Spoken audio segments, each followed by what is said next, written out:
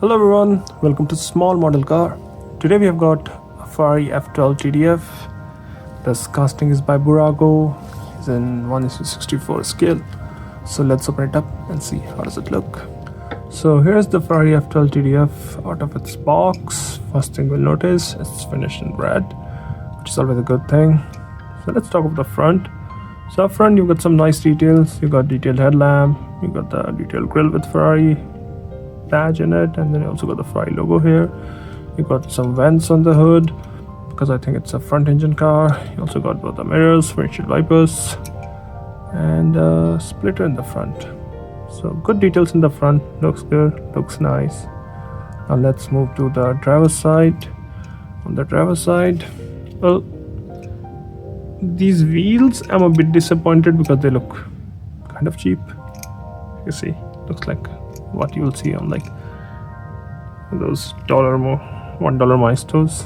But again, it's not that bad. I think if somebody can swap the wheels, it will look even better. Apart from that, on the side you've got the Ferrari badge, you've got the vent here, you've got the down to the windshield wiper. You've also got, I don't know if these are vent or something else, but they are painted here, might be vents. And this slight body kit running from the side. Also from the side you can see it's got an integrated spoiler right here. So let's move to the back now. Again, some good details in the back. You've got detailed tail lamp, Ferrari badge in the center, quad exhaust, and the diffuser in the bottom. Looks good. Also got Ferrari written here. And since it's a front engine, so all you can see is a parcel tray from here. And I think it opens up like a hatch, maybe. Passenger side looks almost identical as the driver side. The only difference, fuel filler cap here. Interior seems to be done in, it's kind of mimicking carbon fiber. So they tried to mimic carbon fiber on the dash. I don't know if actually is carbon fiber or something else, but they have some kind of pattern on the dash. I don't know what it is.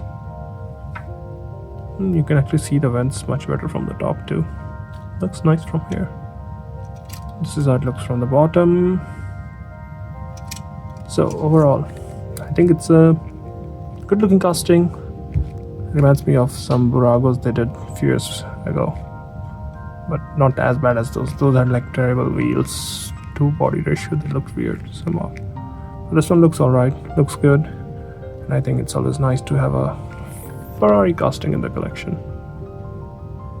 Well, those are my thoughts. Thanks for watching. Have a good day.